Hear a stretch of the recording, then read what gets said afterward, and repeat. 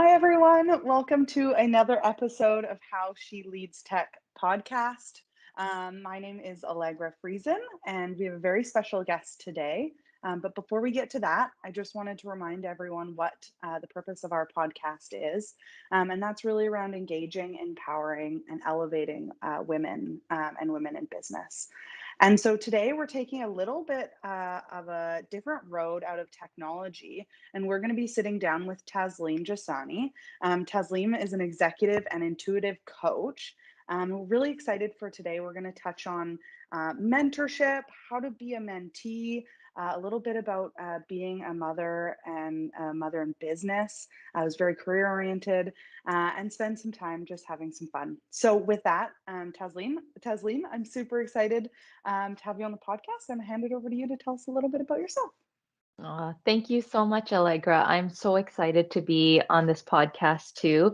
I follow a lot of the stuff that you put out there, and it's very inspiring the people that you have coming on and sharing their knowledge. So I myself, I own Rubik's Coaching, and that's my coaching and an intuitive and executive coaching firm. And so what I do is I work with a lot of people who are in leadership roles or they are in business, they are in corporate environments often, and working with them with their blocks and challenges and getting them to accelerate their performance. So I do a lot of programs that are supportive to women. And so I'm really happy and excited to be on something like this because I'm very engaged with helping women accelerate in these environments. Yeah. Amazing. And how long have you been at this? So it's been probably a couple years now that I've had my business.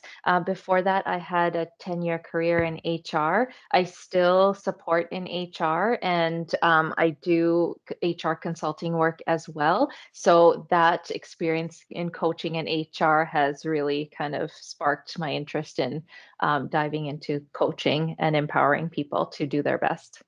Amazing. We'll get on to this later, but I have a passion around the policies that support women and people with diverse needs and diverse backgrounds and skill sets. So we can touch on some of your experience from that, because obviously I'm coming at it from a different lens, but always having that kind of HR people advisory sense is great. So looking forward to that. If you were to look back, maybe 5 years before you had started this, is this what you envisioned where you'd be today? No, no, to say that I own my own company and doing all this, I never imagined it. When I was young, I wanted to be an elementary school teacher. So, I loved helping people and I loved kids. And so I just did the thing, that most kids like to do. And I watch my daughter sometimes and she's doing her teaching, to her, like her little brother and stuff. And I'm like, oh my God, that was me. So no, I definitely never imagined it. But yeah, my career just evolved. So it's amazing the things that happen when you just stay open to what comes to you. Yeah. Absolutely. I think that's so important. Okay, this is truly my favorite silly question of the day, but how excited are you for the podcast? I'm super excited. Good. There you go. I love it. So something I kind of wanted to touch on right now is a little bit about your job as a coach and what are you doing like for individuals or organizations that sets you apart. I know you and I have talked a little bit around intuition and following your gut, if you will. So I'd love to learn a little bit more about that and share that with everyone. Yeah, absolutely. It's my favorite thing to talk about. Yeah, being in HR, there's sort of the generic way of coaching and just getting people to um, do the right thing based on where they are, their role, or helping them through their bumps and things along the way. But what I do when I work with people is I hone in on their special skills. Like, I want people to feel so confident in themselves because in working in corporate world, what I recognize so much is people don't believe in themselves. And so then we have this perpetuating environment where you have leaders who sort of dictate the way things happen and then people think the right way to do it is exactly like their leader. So people just grow up that way. And as I've worked with some really amazing leaders, I notice they hold back because they don't think they're doing the right thing. And a lot of the women, especially that I work with, are like, "Is that too bold if I do this, or is it too?" And they're always second guessing themselves. And I listened to a really great podcast today where they were talking about exactly this, and it was about somebody who played the violin. But it's, the whole point of it was the outcome looks the same, but the way that you express it is different, and the way that's received is different just because of the confidence in the way that you can demonstrate yourself. So when I've worked with women who all of a sudden don't second guess and they just start acting on their gut, their intuition, what they feel is right, they just knock it out of the park. I've had these women come back and say they're being acknowledged by their organizations for being the leader to follow. This is my true passion. And also just people being happy doing what they're doing and feeling confident in themselves and their ability to make decisions. You ultimately know the right thing to do, but it's the second guessing and it's draining and exhausting, to be honest. So that's what I Yeah, do a lot. totally. Yeah. I love that, and I think it's very relatable for a number of women, um, because you're told what you should be in society so often. And I'm very fortunate to have grown up where my mom has been a working professional and been that person like pushing the boundaries. So I've learned so much of that, but I even see it in myself. Like you're told what you should be, and so why would you break out of that? And but when you do, it's incredibly liberating, and it takes away a lot of the exhaustion that you were mentioning. So I can Yeah. definitely relate to that. Yeah, absolutely. There's a lot of fear too, like to do the wrong thing, and a lot of fear. I might lose my job, or this might happen, or I might be seen a certain way, or shamed about it and things. So I think those things too is we need to remove those from our environments. But honestly, it's not going to go away. People are raised the way that they have been, and everyone has their approaches to things. So the best thing we can do is trust ourselves that we can navigate that with confidence. So that's where I work with the individual. And even in organizations, I'm not out to change the organization, but if I can work with you and make you feel more confident, you're going to do less of that to other people. You're going to create comfortable environments for other people. So that's where my passion is.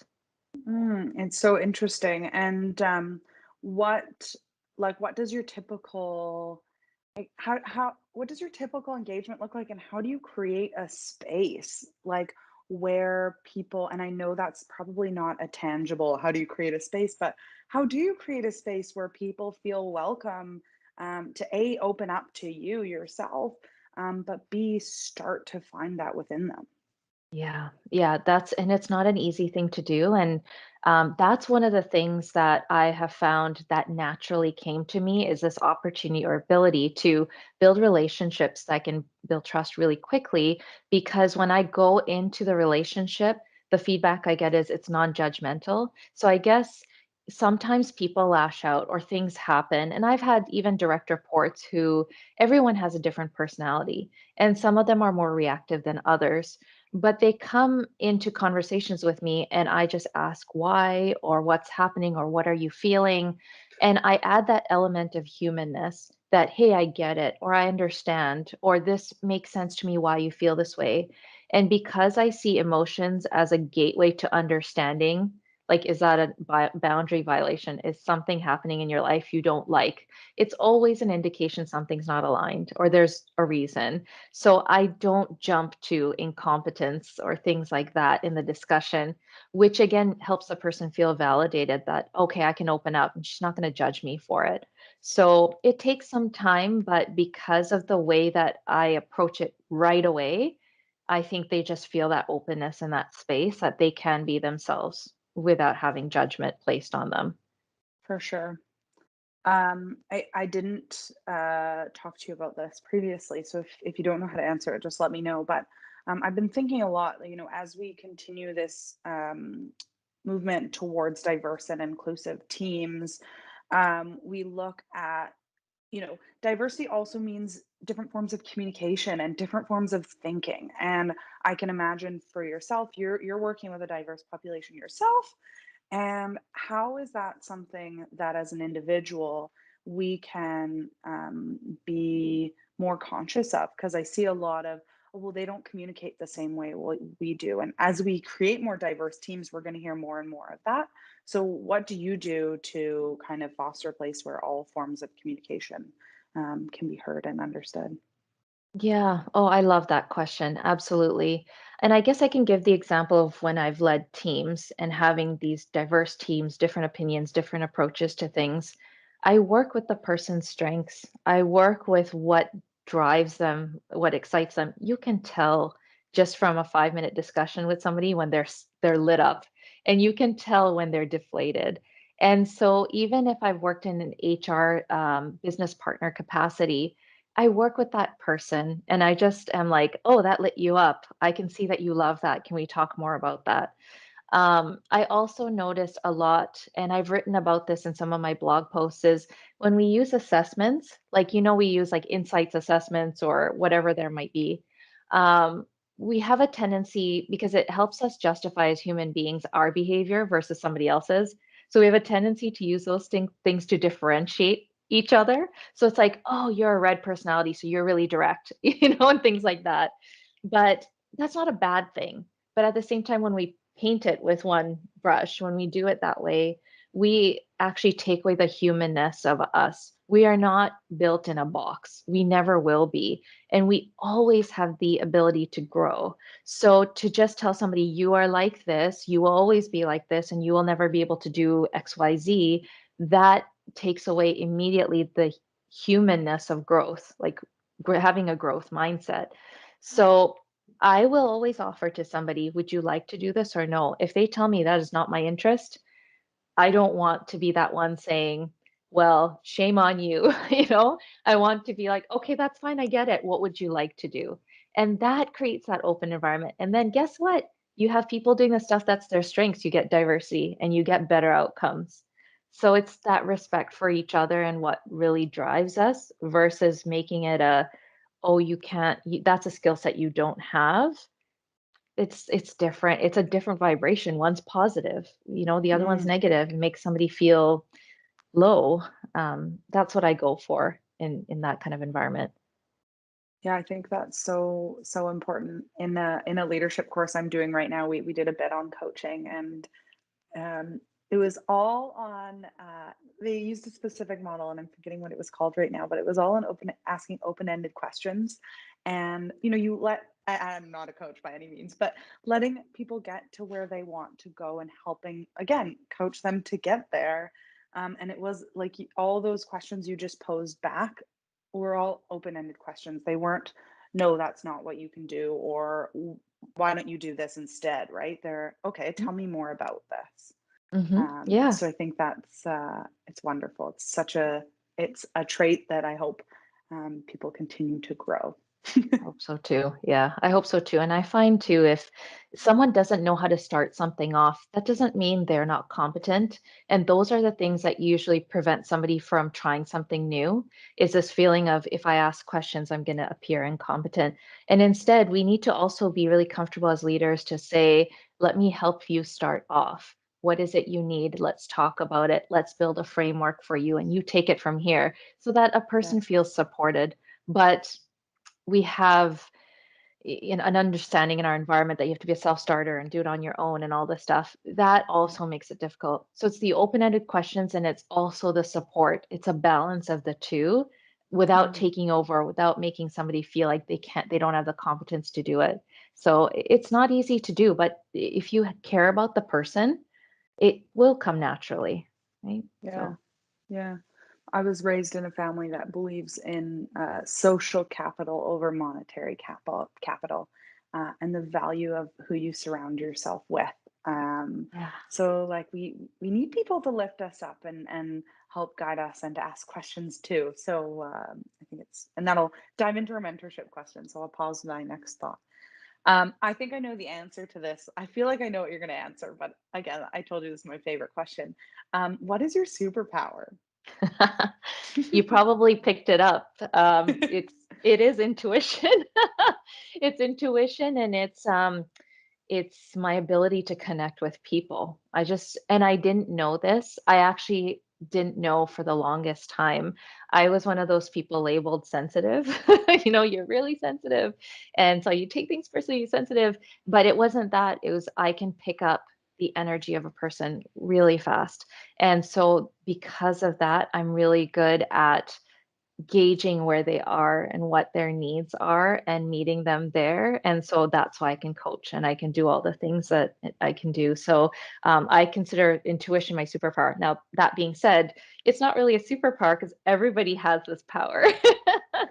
Everybody has intuition, but I consider that ability for me to hone in and use that for the stuff that I do my superpower. Well, that's the difference, right? Like everyone has powers and everyone has these characteristic types. Like I'm a big athlete, and right now I'm thinking I have some chronic injuries in my feet and knees and stuff. And I keep saying my glute doesn't fire. My glute doesn't fire. But I realize like my glute does fire. I haven't trained it to fire the right way. And so I like to think of it that like that in skills for work as well, or in your personal life. Like everyone has the superpower of intuition, but it's until you've taught that and realized the value behind it, maybe, it doesn't come as naturally. And so you've honed in on that and made it something that you share, right? And build a community around, if you will. That was the perfect analogy. Perfect. That's exactly it. You need to spark it, you need to cultivate it.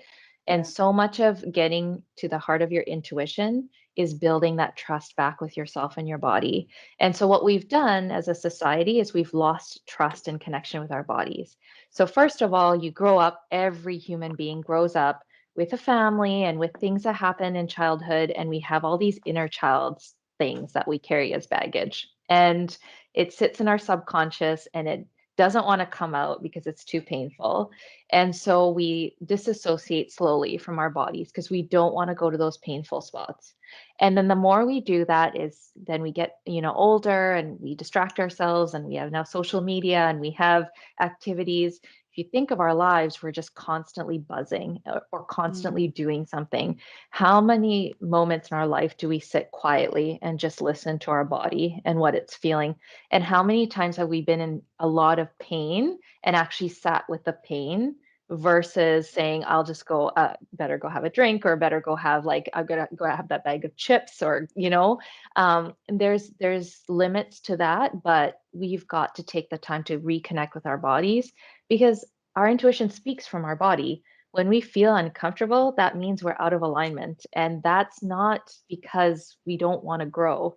We naturally, as human beings, want to grow. So we have to take these things out of our minds. Like, there's just so mm. much out there on social media where it's like, you got to push yourself. If you're uncomfortable, push past it, all this stuff. That's The like, no, hustle culture. actually, the hustle, totally. And then there's the ones who hustle who say, don't hustle. It's like so confusing. But really, like when you get down to the core of it, it's you just got to know yourself and what drives and fires you up. At the end of the day, it really doesn't matter what everyone else thinks is right because it's your own life and your own body and your own makeup, but we just get so lost and confused because we've disconnected with our Mm. bodies. So we just don't know how to go back there because it feels scary. So that's why in the work I do, it's a lot of reconnecting back to that in a safe way, understanding our bodies again, understanding our emotions and our negative thought patterns. It's just so much stuff there that once you get that, like your voice is so much stronger. I've seen incredible transformations in women that I've worked with, and men too. But I work more with women because women are Yeah. more drawn to this kind of work, and there's a lot more oppressive stuff for women that they want to work on. And so, Mm. but men too, right? Could really they shine when they work on this kind of stuff. I think it's that emotional side that men typically I've seen aren't haven't been taught like from a really young age, like what does this emotion that I'm feeling mean? Like, oh, this is anger. This is why you're feeling it, and like rationalizing it. I had a friend's kid come home, and he was sharing this story with me. Came home from school, and him and his dad got in a fight, and he said, "Well, Dad, let's make an emotion stew." And so they said, like, well, I'm feeling a scoop of anger. And then, like, he would say, "Well, I'm feeling a pinch of resentment." And so then they made this big stew, and then you've gotten those feelings that you have. And I thought, like, wow, the fact that a teacher is teaching a 7-year-old this, like, that's not something that most people are taught. And I think that's so incredible when you can understand, what is this emotion that's coming across me? Is it fear? Is it anger? Is it sadness? Like, I think I don't get anger, but my anger actually comes out in tears of frustration Yep. because I don't know how to express my anger. So when Yeah. I'm angry, I start crying. Yeah. So, and I've started to realize, like, that's me oppressing that anger behavior till it gets so frustrating that I cry, right? Yep. So Bang I on. really relate to that. Yeah, I love that, the stew. That's so beautiful. I was even thinking Yeah. because my son, he's 4, and he's starting to express a lot of frustration, and he does it with fists and all that, which is very different from my daughter who's 8 when she was young. And I started to think like, okay, if he's angry, and I told him this morning, I said, "Can we get you punching a pillow? Could we get you throwing a piece of paper?" And it's just, again, if that's the way you need to let it out, then let it out, and then let's talk about the emotion behind it. And he's too young, he is 4, but he's starting to understand it. But you're right, and who knows where he's picking it up from. I know that that's what his friends at school are doing. They'll do punching and kicking, and so they pick it up, and then they just think that's the way to express it. And you're right, Mm, the going to tears, absolutely, that's me as well. When I'm angry, I will be straight to tears, and it's again then perpetuating learning. You're too sensitive, you take things, too personally. It's like, okay, but you push me to the point that I was so angry, and I can't actually voice my anger because I'm not supposed to as a woman. And yeah, so now I don't know what else to do except to express it in tears. That's so powerful. Just that awareness is so powerful, I right? The agree. permission to express our emotions, it's so powerful. Yeah, I love Yeah. that. That gives me a perfect segue. You mentioned your daughter and your son, and I really want to talk a little bit about your home life and your work life, and how they're complementary to each other, right? They're all your life. And so I want to understand what your experience has been, as a working mother, and going through that transition, and then later maybe touch a little bit on some policies as an HR professional that you've seen really support women, um, and mothers, and fathers, for that matter as well, because we need both, right? We need that symbiosis of support for both, but sharing some of those policies that have really helped, and other organizations could implement. Yeah, for sure. Yeah, I'm lucky that when I had both my maternity leaves and I was returning to work, I was in an extremely supportive environment. And what I mean by that is the environment itself was just so stable. Like the company was very stable, very well known kind of brand, and just the people were very supportive of people and just naturally evolving in their lives. So in my department too, I had a lot of moms like with young kids. So as I'm coming back, I mean, first of all, the biggest struggle, every mom knows it, is when your child is screaming because you're putting them into daycare and you're walking away and your heart is like breaking because like, I'm the worst mom in the world. That's all you feel. And so I remember being at work and worrying about my daughter, and my daughter went on these milk strikes and all. And honestly, if she was hungry she would have had her milk, but she knew, right? She's so smart. So I was at work and I went into the hallway and I called, "Is she okay?" And they're like, "Oh, she's fine." And every day, right, my heart would break, and they would have fevers, and I felt like, should I be home with them? Do I send them to my parents? What do I do? And again, that environment I had was super supportive. My manager got it. My department got it. They said, "Work from home. You have a laptop. Stay with your child. Don't worry." I've been in environments too where my son was still little, so I moved to another organization.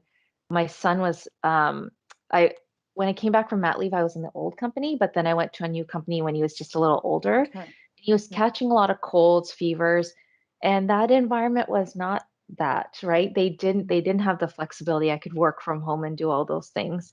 So I felt guilt all day long because I had to call my parents or somebody else. And the kids want mom. They want mom. Have a fever. They don't feel good. And your heart breaks all day. So it's distracting at work. You're also exhausted because if your child isn't sleeping well at night or you come home, you can't just relax on the couch. Like you're feeding dinner, you're doing baths, Yeah. and this is for both moms and dads. Like I know my husband really felt it too, this balancing act. It's really hard. And in COVID times right now, I can only imagine because when my kids were home on spring break, it's hard because you're like, I have to be on this meeting and you can't pay attention to your child when they're like, can I get a snack? Like they want a snack or they want to go outside because it's sunny and you're like, no, sorry, I can't take you.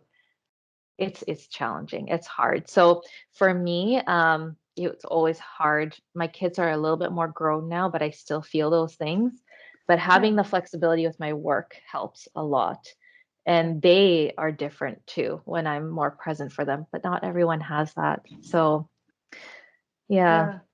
I wonder, so something a podcast for IT and security people, like I've really been pushing this concept. You see all over LinkedIn, what's better, work from home all the time or work from the office all the time? Well, neither.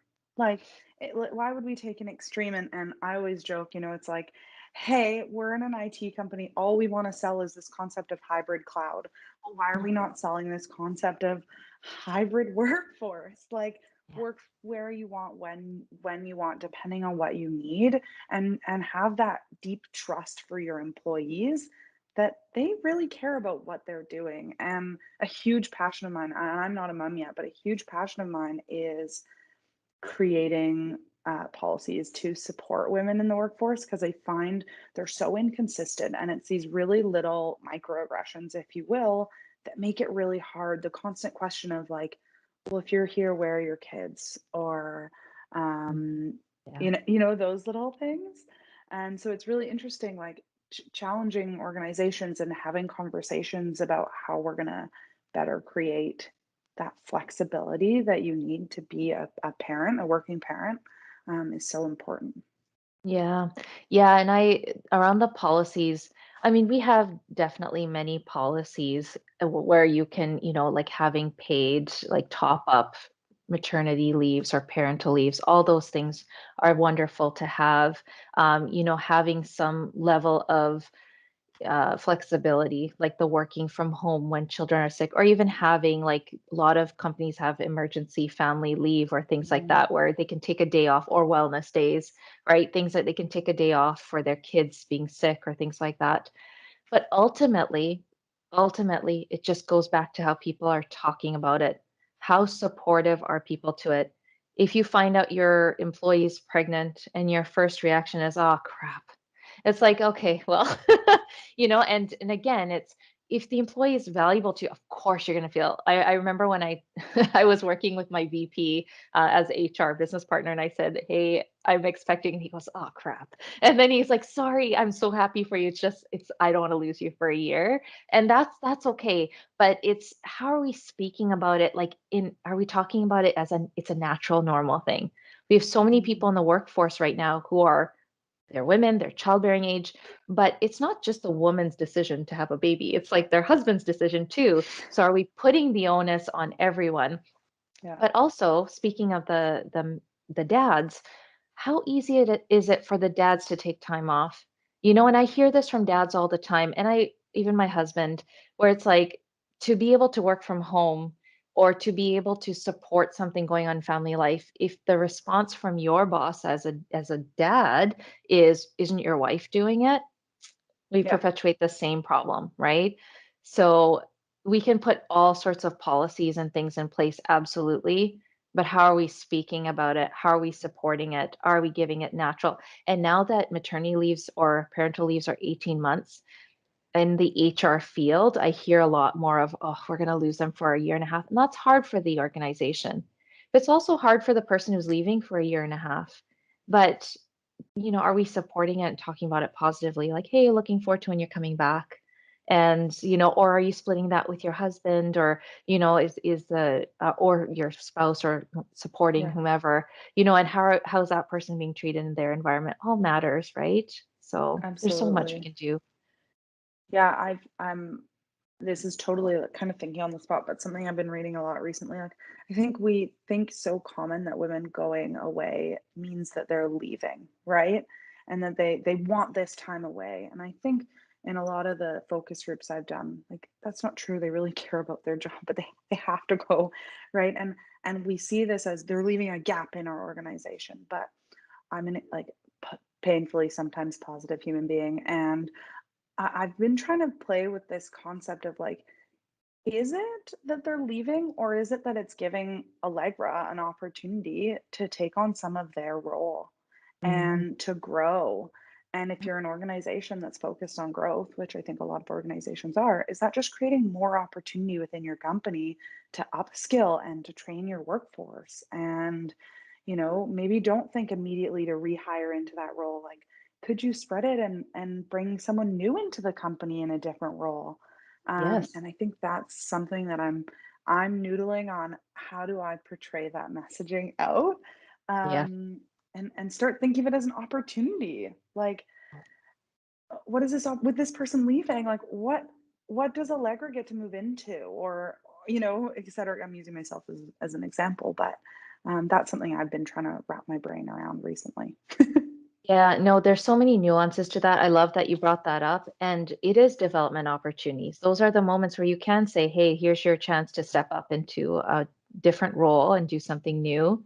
Or in the organization I was at, we did a lot of those kinds of internal secondments where you're guaranteed your role back, or you can move.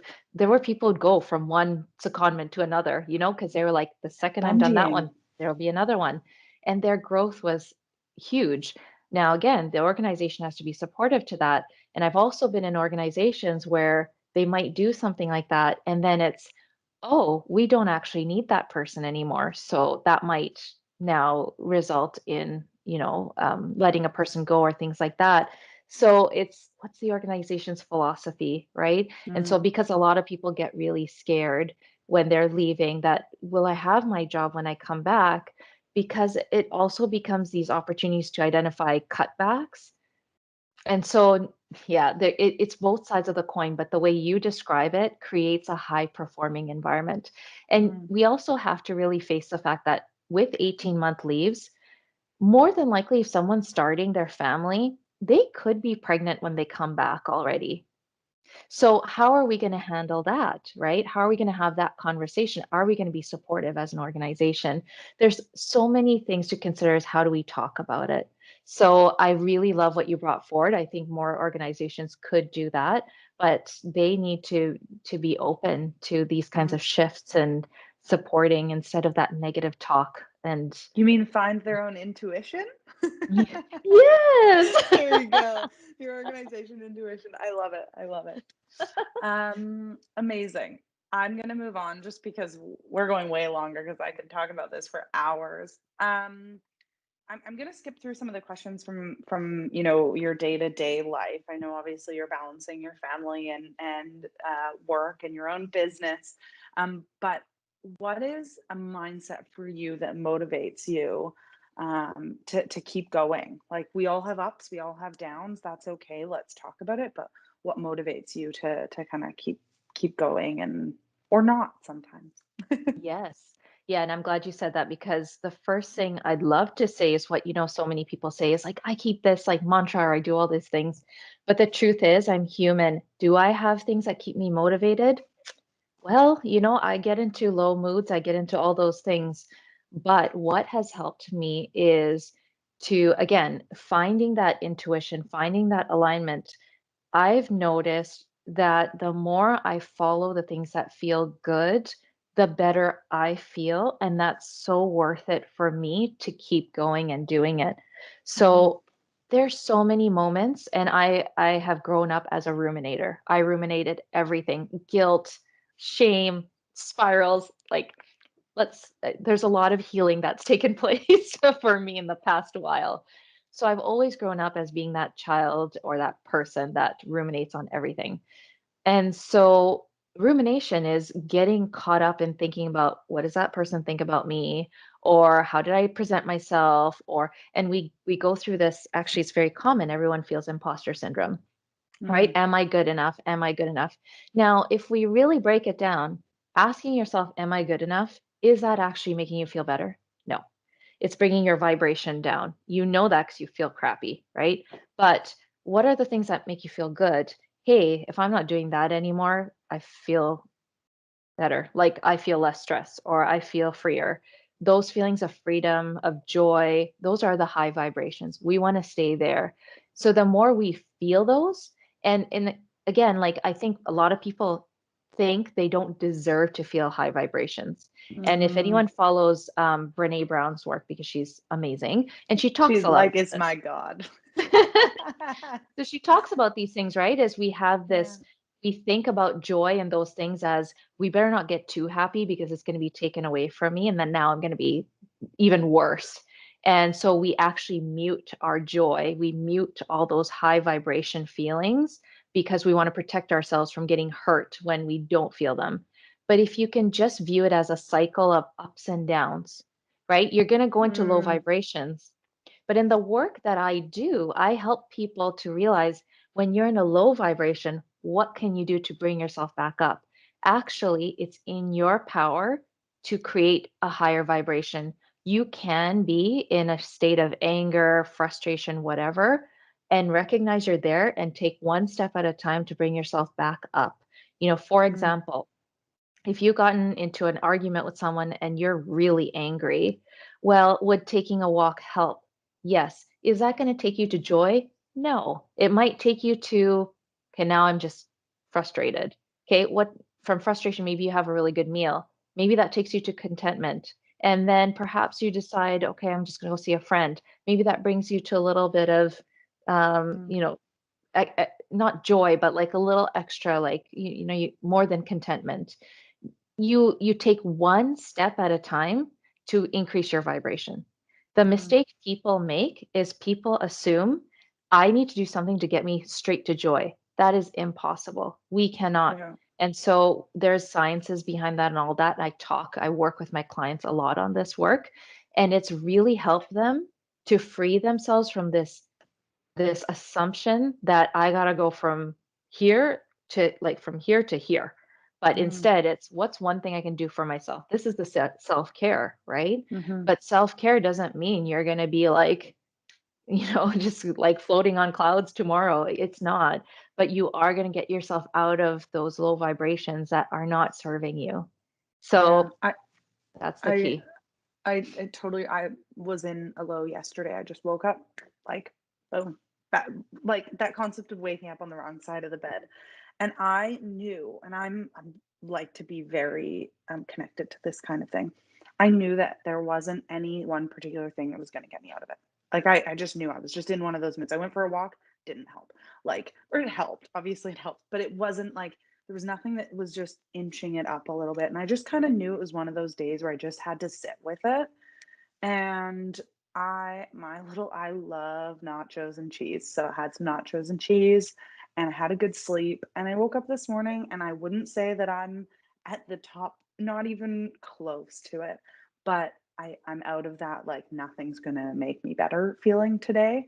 And Mm-hmm. tomorrow will be a little bit better. And it's just that kind of like you don't go from one day's great to one day's bad, I don't think either. Like you have to Yeah. take those little tiny steps. So I like that. Yeah. And an expectation that we're going to live in a certain state of joy or whatever, and that's the right way to be. And that's Mhm. the problem is now we've created an expectation that everybody lives that way, but Yeah. everybody doesn't live that way. But what you just described is the perfect example of moving through vibrations each day or each moment Mm. of your day, but also something deep down that's not aligning for you. Yeah. Right. So we have to also question that if day in, day out, we do have some sort of a sinking feeling in our body and we don't feel like we can get to the high state of vibration, that's when my question would be what's not aligning in your life? Mhm. Because we Yeah. need to fix something there. So you see Yeah. how it's like step by step, where it's like, yeah, there's the emotions and all that work, but now deep down, like soul level, like we're going there, Yeah. what's not aligning and what needs Yeah. to get you going up, and Yeah. it might be your purpose or whatever it is, right? Yeah. Powerful, powerful stuff. I love it. Yeah. Yeah. Um, okay, this is one other question I want to spend a bit of time on. Is around mentorship. So something that I notice quite frequently, and again, this is specifically I've noticed more in women, um, is that there isn't the same natural places to find a mentor or establish that relationship, right? Like you're not going to find the tenured women necessarily at the bar after work having a happy hour drink, or some of those places where some of the less work structures come in and a little bit more of that conversation flow, and due to family commitments or whatever it may be. So my question to you is, as someone who coaches people, how do you become a mentor and a mentee, right? This is a symbiotic relationship and it has to work for both people. And it's not something that we're taught, but I think it's something that we can learn and learn by doing a little bit. But what are some things that you help work your clients through to get to that point? Yeah, for sure. And I love this question because I find there are people who find their wonderful, perfect mentors. They will say, my mentor for this many years. It's few and far between that that happens. I think the ones we hear that from are maybe prominent in maybe a discussion, or maybe they're in sort of a media view. But if you really actually look out there, a lot of them don't have, a lot of people don't have regular mentors. So one example is someone, a client I'm working with, and she did get a mentoring relationship within her organization, but the mentor wasn't focusing on her needs. And the Mm, mentor was just kind of giving her information that the truth is she already knew all this stuff. So they weren't focusing on what she needs. She knew inside herself that she has all the answers that she needs. And when I worked with her, I said, okay, what are you craving to understand or know? And she said, how to develop my team and how to do all these things. Well, I said, where are you getting this from? And she said, from the relationship between her and me, because all she needed is a little bit more confidence and a little bit more validation and understanding she's going the right direction. But in the mentoring relationship, I said, what can you get from this individual that will help you? And she said, well, maybe some more business knowledge about the organization, or just, I said, how about understanding more about the leadership at a level that you don't have as much exposure to? Just we started to talk about what can she leverage from that relationship to understand things about the company she never knew before. And so it might be like the investor relations or the conversations that they have. So really, what I'm saying here is you just need to leverage the relationship for what you need. mm, Now, do you need to find a mentor? Honestly, I say no. And the reason is because once I was listening to something, and it was awesome because the person said, you can get mentoring from listening to a podcast. And I was like, that's funny. I'm listening to a podcast and I just got mentorship from this person, because they literally said you could read a book, you could go search something on the internet, and you got mentorship right there. Mentorship is not necessarily a physical person, nor is it a long-term relationship. As human beings, we're always growing. We are going to connect with the people we need at that time to help us move through where we need to go. And the next thing you know is that relationship will likely fizzle out, because that's what happens, and a new one will form in its place based mm, on where you're at that next stage in your life. That's actually very yeah. natural. So I think if we can take away these whole parameters around it, what I would say is seek out people who think like you, right? And you talked about this earlier in the podcast too, where it's like you want to resonate with the people around you, and you know get advice from your colleagues. Get it if you want to be in environments where you're always growing. Read books. If your company supports like memberships with different, like there's Gardner and all these, just take an online course, look at some training materials. All that's mentorship. But the Mm, key is having a coach, because the coach is the one it's not your mentor. They're not going to teach you. They're going to help you get out of your head. The mm, coach is going to help you get out of your head. So I think a lot of people are shifting their focus from a mentor to actually a coach, because you don't need necessarily someone to tell you the right way to do things. You need somebody to tell you you're on the right path. So what do we need to do to develop that and follow your trust and intuition on it? If that makes sense. Totally. And I wonder if I'm laughing, but I wonder if we highlighted all the skill sets of, if I put forward who my mentor was and blah, blah, blah, blah.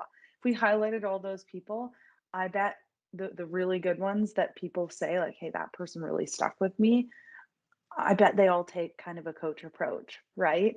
And have that sort of style of coaching you through it instead of telling you how to get there. You If are that so bang makes sense. on. You're so bang on. Every person I've Yeah. met who has talked about their mentor has literally been a coach because they've empowered that individual to understand how to do it in their own power and in their own way. And that's Yeah. what makes a relationship work is that, and so you ask, how can you be a good mentor? You've got to get out of the way of the mentee. You have to respect what they're looking for, right? So if you make the mentoring relationship about you and what you want to impart on them, your wisdom or whatever, the thing is you're taking away from what they're trying to get from it, which is growth. They want to grow and they want you to support them. And so it's the boundaries that are really important. It's establishing Mm, that relationship, right? So as a mentee, if you can find somebody who's that coach for you, that's amazing. But you don't have to have it in a mentoring relationship.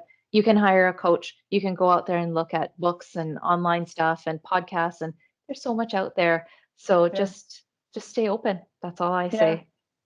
And I think one thing I've learned a lot about is like it's kind of like how I think about relationships as well. Like I think we have relationships in certain points in our life for certain reasons, right? We've all gone through that horrible high school phase where we everyone was bullying each other, but we did that for a reason to grow and learn that that doesn't make us feel good. And I think of sometimes in mentorship we have this idea that yeah, like you said, because they're a mentor, they have to be a mentor forever.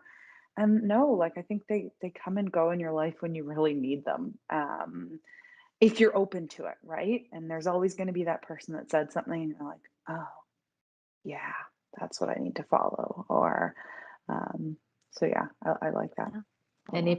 if deep down you can just remember that the true mentor, and this is deep, the true mentor is you. Like at the Yeah. end of the day, deep down, you have your own inner mentor. And so when you get there, you don't have Mm, to rely on anyone else to show you the way because you know it. But that takes time. So people need to build that confidence in themselves. And mm. that's really important. That's very Buddha, very Zen. um, okay, this is a hilarious question that I love to ask. What do you okay, you are where you are now, 5 years about as a coach and still doing some HR consulting, but, you're still growing and learning. So what do you wanna be when you grow up? Oh, I love that. I love that question. Oh man, what do I want to be when I grow up? I actually don't even know. But what I do know is I want to feel really good in my skin. Like always just like these conversations I'm having right now light me up so much. If my entire life I'm having these discussions with people, that would light Mm, me up. Now, that's not always the reality in building a business and doing all these things. There's these tough conversations, all these things happening. My work doesn't always align with me sometimes, or I self doubt and things. So I would love to be in a position where I'm doing my work and just knowing this is the right thing for me. I'd love to do that. And I think it would be in this fashion, giving my knowledge and expertise, being able to be on mm, podcasts, supporting people to be empowered. That's what ultimately I want to be doing all the time. So I hope to get there I one love it. day. I love it. I love it. This year's theme for International Women's Day, I'm going to call it International Women's Year, is choose to challenge. I'd love to understand from you what you choose to challenge. Yes, I choose to challenge the oppressive ways we run our organizations. And I know our organizations are trying to be very we're very open and we're doing great things. I mean, we have all these surveys like Great Place to Work and diversity and inclusion programs and all this. But then when I look deep down at the organization, I'm like, but really, have you removed the oppressive ways that you do things? And I choose to challenge that. And I choose to continue to strengthen my voice to bring forward for people their voices to push back when they're not feeling happy where they are or they're feeling pushed down. So it's a big challenge and it's hard, but I will work on that every single I've got day. I have goosebumps. I love it so much. I love it so much. Okay, last question of the day is there anything that you want to leave our listeners with? Yes, and that is that I'm just, first of all, the fact that you listened today, I'm so appreciative. And for people like you who are putting things like this forward, I am extremely appreciative for platforms and awareness and empowering others. And I just hope that we can each take our expertise or whatever works for you and pass it on, like take it forward, take your empowerment, take it forward. So I want listeners to really, look at your empowerment and how you can do this for other people. And of course, I couldn't leave without giving a shameless plug that, reach out to me if you'd like to work with me, because I have some wonderful programs that help. I have a lot of women in tech who I've worked with, and they've had incredible, incredible progress and changes in their life. So I'd love if I hear from more people. But yes, please just take one, pass it on, and support each Mm, other. Let's not turn on each other, but instead let's work together so that we can make it better and better for future generations and for each other. I love that. I think energy is very contagious. And so having that positive energy and creating the network of it is exactly what you're doing. So I'm also so appreciative. So thank you so much. Thanks to everyone who is tuning in, and we're excited to have more guests on the podcast. But again, the theme is really around engaging, empowering, and elevating the careers of women and all of us ultimately. And so thank you so much for joining, and we look forward to chatting again. Yes, thank you. Thank Thanks. you.